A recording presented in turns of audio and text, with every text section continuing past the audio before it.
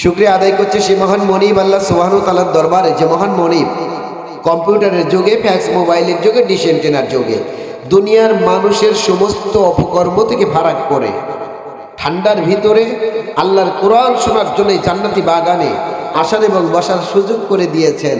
আসতে পেরে, বসতে পেরে আপনি আমি খুশি না বেজার? আরো জোরে বলেন, খুশি না বেজার? কোরআন শুনতে এসে খুশি হয় তারা, আল্লাহর রাসূলের উত্তরসূরি যারা। আবু জেহেল, আবু লাহাব, উতবা, সাইবা, ওয়ালিদ বিন মুগিরা যদিও নাই, কিন্তু এদের নাতিপুতি সালাসা মুন্ডা যারা কিয়ামত পর্যন্ত কোরআনের আলোচনা সহ্য করতে পারে না তারা। কথা বলেন ঠিক কিনা? আমি আবারও জানতে চাই, কোরআনের এই প্রোগ্রামে আসতে পেরে আপনি আমি খুশি না বেজার?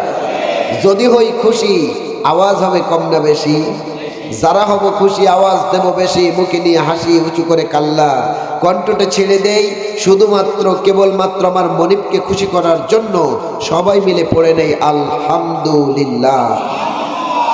শুকরিয়া করলাম কার? আরো জোরে। জোর হলো না? আসমান কার? জমিন কার? চন্দ্র, সূর্য, গ্রহ, নক্ষত্র সৃষ্টি করেছেন কে? আপনাকে আমাকে সৃষ্টি করেছেন কে? আল্লাহর জমিনে আইন চলবে কাজ। এ কথা বললে দেখেন কিছু মুসলমানের মুখ থেকে আওয়াজ বের হবে না, কিছু মুসলমানের সন্তানের মুখ কালো হয়ে যাবে। জমিন আল্লাহর, এ জমিনে আইন চলবে কার?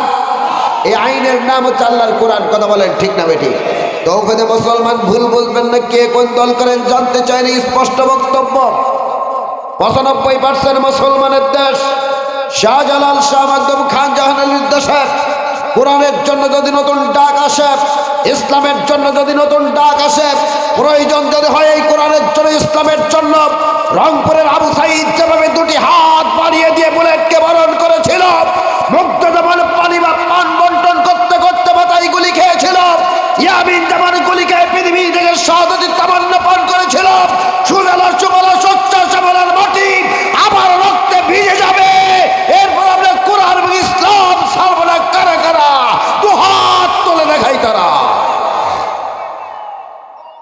এখন তো উপস্থিতি, একটু আগে যে তাকবীরটা হলো তাতে মনে হচ্ছে কিছু মানুষের উপরে ফরজ আর কিছু মানুষ নফল। কথা কয়, রাগ করবেন না ভাই। 5 তারিখের আগে কোনো মাহফিলে এই ধরনের তাকবীর হলে সভাপতি মাইক কেড়ে নিয়েছে। কথা বলে না, কথা বলে না।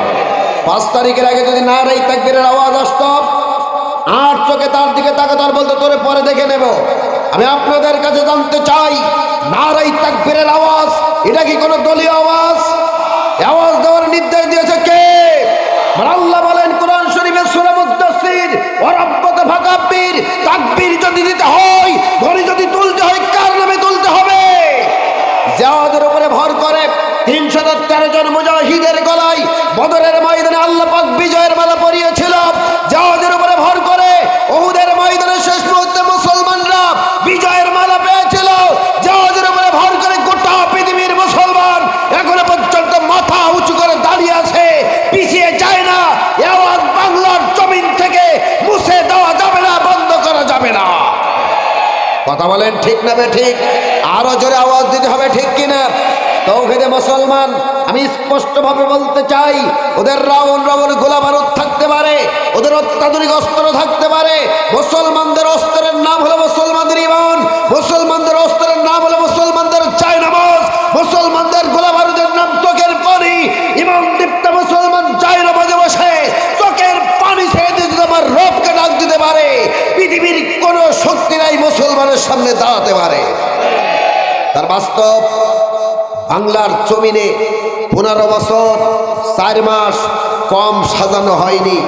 এরপরে আমরা দেখলাম আন্দোলন ও ফ্যাসিস্টকে তাড়ানোর জন্য কম হয়নি, রাগ করবেন না। আমরা 4 তারিখ আর 3 তারিখের দৃশ্য আমরা যারা দেখেছি, ঢাকার রাজপথে ছাত্র জনতা যুবকেরা একসঙ্গে মিছিল করতেছে, যখন হঠাৎ করে দেখলাম জোহরের আজান হলো, তখন আমরা দেখলাম ছাত্র জনতা সাথে সাথে উজু করে তায়াম্মুম করে জামাতে দাঁড়িয়ে গেছে। সাংবাদিক সাংবাদিকরা প্রশ্ন করেছিল, তোমরা অনেকে এসেছো যারা আগে নামাজ পড়তে না, আজকে তোমরা জামাতে দাঁড়ালে। তারা বলেছিল, আমরা অনেক আন্দোলন বাংলার জমিনে দেখেছি, ফ্যাসিস্টকে বিদায় করা যায়নি।